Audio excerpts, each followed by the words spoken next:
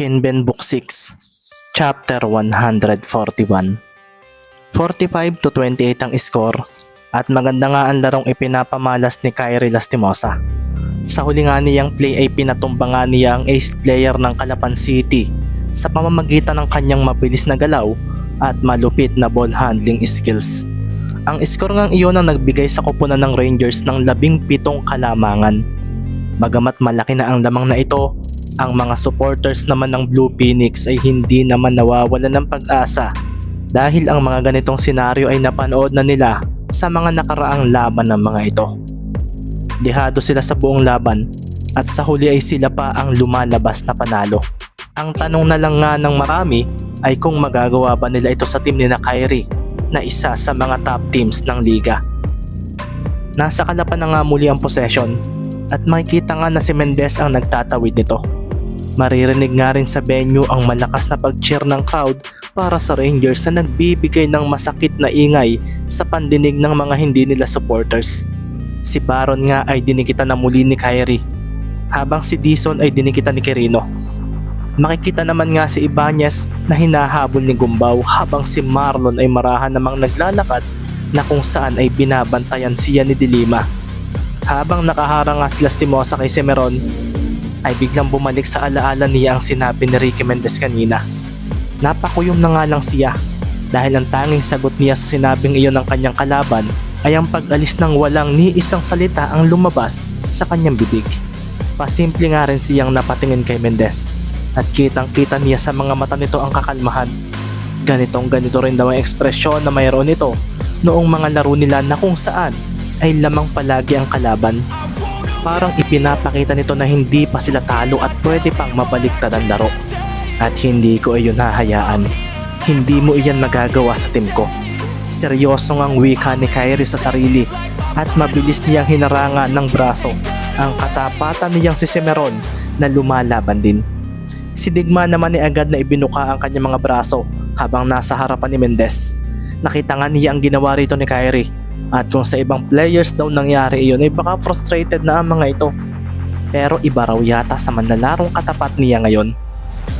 Napahanda nga siya at agad na napatingin din sa kanyang kaliwa at kanan dahil baka raw may dumating na screen mula sa kasamahan ni Mendez. Kaso sa pagkakataong iyon din bumigla si Mendez ng talon sa kanyang harapan na ikinaseryoso na lang din niya. Isang biglaang jump shot iyon at sinabayan niya ito sa ere. Nang pagmasdan nga niya ang reaksyon ni Mendez ay walang kakaba-kaba o alinlangan na makikita rito. Pinakawalan pa rin nito ang bola at doon na nga napakuyom si Digma nang sila ay lumapag. Ang lakas ng loob, sabi nga niya, at sa pagtingin niya sa basket ay doon na nga sumablay ang tira ni Mendez na ikinaseryoso rin ni Coach Isaiah. Mali raw ang ginawa ni Ricky pero tila sinadya raw nito iyon. Mula naman sa ilalim ng basket ay makikita nga ang pagtalon ng mga naroon. Sina Magbuo, Dilima, Ibanez at Gumbao nga ay nagsitalunan at napacheer ng malakas ang mga supporters ng CDO nang si Dilima ang dumakot ng bola sa ere. Si Marlon nga ay napakuyom na lang sa kanyang paglapag. Talagang hindi rin nga raw pwedeng basta baliwalain ang katapatan niya. Hindi ito basta nagpapatalo kahit natatalo niya sa ilang mga plays. Makikita nga rin ang mabilis sa pagtakbo ni na Digma at Kyrie sa side nila at dito na nga ibinato ni Dilima ang bola. Isang mabilis sa pagbulusok ng bola ang nangyari. Ang mga manonood nga ay napakuyom dahil makikita rin ang paghabol ni Mendez, Semeron at Dizon sa dalawang nauunang mga players ng CDO. Si Ricky nga ay napakuyom at marahang napangiti at sa pagdiin ng kanyang mga binti at paa ay ibinigay nga niya ang kanyang pinakamabilis na pagtakbo. Sa pagdating nga ng bola kay Digma ay buong lakas niya itong hinampas na ikinaseryoso ng mga manonood. Nasira nga ni Mendez ang play ng CDO. At si Kyrie naman ay agad na lumangit-ngit ang sapatos sa sahig ng court dahil nararamdaman na niya ang malakas na datingan ni Mendez. Masaya akong nakalaban ka sa bigger league at para matalo kayo, ibibigay ko ang lahat ng magagawa ko sa larong ito. Kaya sana ay ikaw rin. Ito pa nga ang huling sinabi ni Mendez sa kanya kanina. Sa pagtalbo nga ng bola ay napaseryoso si Mendez nang mula sa tabi niya ay sumulpot si Kyrie. May maliit lang ngiti ang sumilay sa labi nito at doon na nga niya inunahan si Ricky sa bola. Kaso nang ibabaw pa rin ang bilis ni Mendez. Si Ricky nga ang nakahawak noon at sa paghinto niya ay siya namang paggalaw ni Kyrie sa may dribbling hand niya. Kumawala ang isang mabilis na steal mula kay Kyrie at si Ricky naman ay biglang pinalo pataas ang bola at gahibla na lang ng buhok ang agwat ng palad ng kalaban kanina rito. Isang pagbawi sana sa possession ang mangyayari kaso nagawa niyang mapigilan ito na kinaseryoso ni Kyrie Lastimosa. Sa pag-abante nga ni Ricky ay siya namang pagsulpot ni Digma at dahil nga hindi ito naagawan ni Kyrie ay siya na raw ang second line ng depensa. Si Ricky nga ay biglang hinampas ang bola at sa paggalaw nito palampas kay Digma ay dito naman sumulpot si Baron Cimeron na siyang sumambot noon. Kasunod nga rin noon ay ang pagdating din ni Kyrie Lastimosa na ikinaseryoso agad niya. Ang bilis noon at nang tumunghay ito sa kanya ay mapapaatras na sana siya dahil papalapit na ito para agawin ng bola. Kaso lumitaw muli si Ricky at hiningi ito. Bilis kuya, bulalas nga ni Ricky at agad na ipinasa ni Baron dito ang bola. Si Kyrie naman at Digma ay napaseryoso. Sa pagkuha muli ni Mendez ang bola ay dito na nga napalunok ang mga manonood. Pakiramdam nila ay may mangyayaring steal pero wala namang natutuloy. Sa pag-atras nga ni Mendez ay mabilis nang umabante si Digma.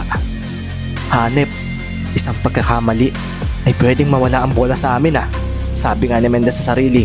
At sa pagdating ni Digma sa kanyang harapan ay isang biglaang pagkaliwa ang kanyang ginawa at doon na nga niya ginamit ang screen ng kanyang kuya Marlon. Bumangga roon si Digma at sa pagharang ni Dilima kay Mendez ay dito na nga si Ricky na patras para sa pagbuelo. Si Dilima naman ay naging maingat dahil alam niya ang kakayahan ng maliit na ito. Sa pag-abante nga niya ay doon na nga si Ricky Mendez yumuko at sa pag-abante niya ng malaki ay doon na nga niya ginawa ang kanyang duck-in move na ginaseryoso ng marami. Ang bilis noon at sa paglampas ni Mendez kay Dilima ay siya namang pagsulpot ni Kyrie Lastimosa na makikita sa mga mata ang determinasyon. Nagliliyab iyon. Si Ricky nga ay napabigla ng pasa sa bola dahil kung tutuloy siya ay maaagawan siya. Agad nga niyang ipinasa sa kanyang kuya Marlon ito. Si Magbuo nga ay dumiretso sa basket at dito na nga napatakbo si Gumbao para sa help defense. At sa pagtalo ni Magbuo sa basket ay doon na rin tumalon ito at si Digma na nasa tabi nito. Si Kyrie naman ay napatuon lang kay Mendez habang si Marlon naman ay itinuloy pa rin ang kanyang gagawin.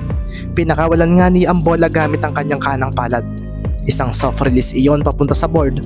Sa pagtama ng bola roon ay siya ring pagpasok nito sa basket na nagpakuyom sa mga players ng Calapan City. Ito nga rin ang unang puntos nila makalipas ang 2 minuto. Sa pagkuha naman ni Gumbao sa bola ay isang mabilisang inbound pass ang kanyang ginawa. Ang mga players nga ng Calapan ay napaseryoso nang ang bola ay sinalo agad ni Kyrie Lastimosa na nasa gitna na nga ng court. Napatingin ito sa basket at sa paghakbang niya ng dalawa ay doon na nga siya tumalon na ikinaseryoso ng mga players ng kalaban at ng mga manonood. Isang 3-point shot nga mula sa malayo ang kanyang pinakawalan at sa pagpasok ito sa basket ay makikita nga si Kyrie na napakuyom at napangiti ng marahan. Si Kyle nga na nasa bench ay napakuyom na lang nang makita iyon. Mukhang hindi pa yata ako makakapaglaro sabi na nga lang ni Kyle sa sarili. Sandali nga rin siyang napatingin kay Mendez. Ano na ang gagawin mo, Ricky? Kaya mo bang pigilan ang ginagawa ni Kyrie? Tanong pa nga niya sa kanyang sarili. 48-30 nga ang naging score matapos iyon at si Coach Isaiah nga ay napakuyom na lang dahil sa performance ni Kyrie Lastimosa. Sa pagsambot naman ni Mendez sa bola ay agad na nagwala ang mga manonood nang si Kyrie na rin ang sumalubong dito. Makikita nga sa mga mata nito ang pag-aalab ng kanyang sumisidhing damdamin. Wala talaga siyang balak na pagbigyan din si Mendez sa labang ito. Alam din niyang ito ang gusto nito. Si Ricky naman ni marahang napatras kaso bigla niyang naisip na para saan pa ba ang kanyang pag-iwas.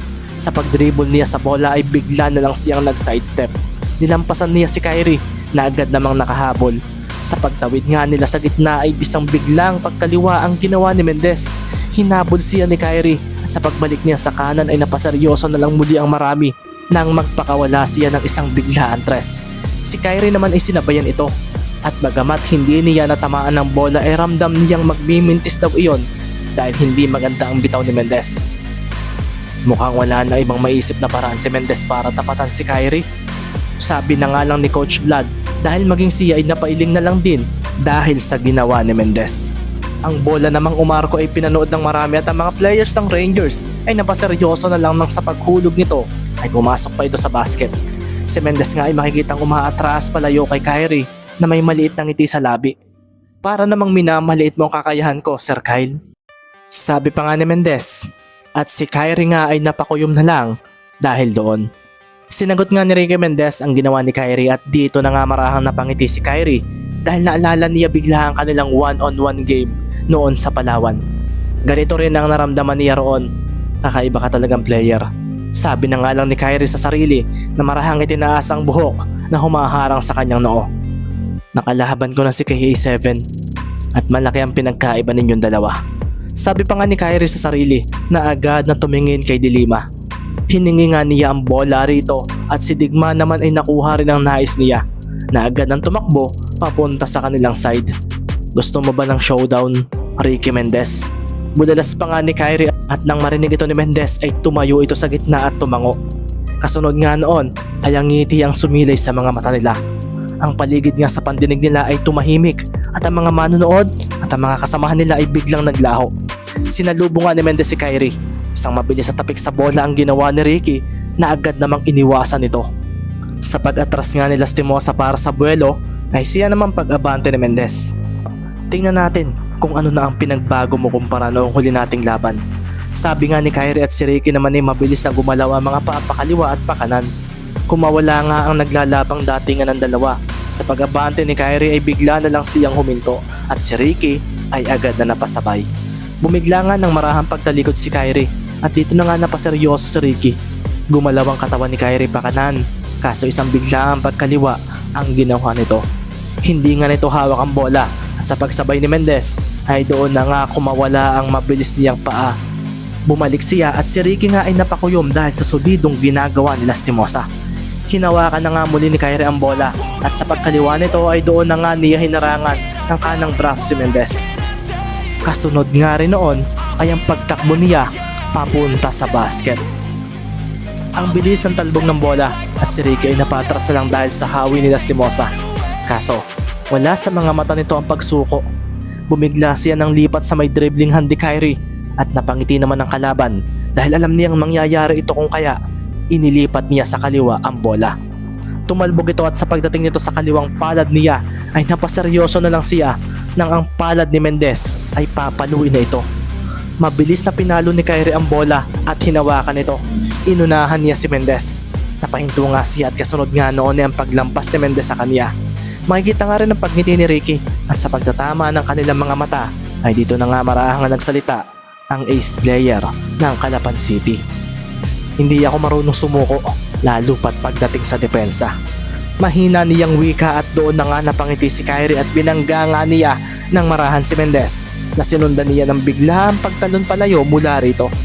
Nagbump ito kay Mendez at ngayon nga ay makikita na nga si Kyrie na nasa ere na. Si Ricky naman ay napakuyom at kasama rin ang mga ganitong pagkakataon sa kanyang depensa, ang maisahan. Pinagmasdan nga niya si Kyrie at dito na nga rin lumitaw ang mga kamay ng kanyang kakampi mula sa magkabilang tabi nito. Ang mga manonood niya ay napakuyom na lang ng si Ibanez at si Meron ay sabay na hinampas ang bolang pinakawalan ni Kyrie. Ang mga players nga ng CDO ay napakuyom at si Kyrie ay napaseryoso dahil mukhang ang pangyayaring ito ay alam din ni Mendez na mangyayari. Nang pagmasdan kasi niya ito, ay dito na nga makikita ang paggalaw nito at paglampas sa kanya. Sa kabilang banda, isa pa rin itong team game at hindi isang one-on-one game. Ang galing ng isang ace player ay nakadepende sa magiging galaw ng kanyang mga kasamahan sa loob ng court. Ang team ng Calapan, ang team ng CDO, magkaiba sila sa ganoong aspeto base sa reaksyon ng mga players. Sa oras na hawak ni Kyrie ang bola ay tiwala na ang mga kasama niya na pupuntos ito.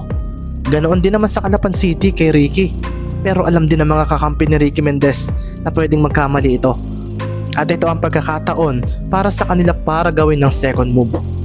Ang suporta ng isang ace player. Seryosong wika nga ni Isaiah sa isip na alam sa sarili niya na ang pinakamalakas sa sandata ng kanyang team ay hindi lang iikot kay Ricky Mendez. Ito nga ay sa kung paano kikilos ang lahat Pero syempre, alam din niya na pwede pa rin mabigo ito kung hindi sila aabot sa score ng kalaban. Nakuha nga ni Mendez ang bola at sa pagpunta rito ng mga players ng CDO ay siya rin pagbato niya sa kanyang hawak. Doon na nga napasigaw si Coach Vlad dahil sa kabilang side ng court naroon na nga si Larry Dizon na napabayaan ni Quirino dahil sa panonood niya sa galawan ni Kyrie. Sa pagsambot nga ni Dizon sa bola ay siya rin pagtalo niya papunta sa basket nang maingiti sa labi. Isang simpleng layup lang.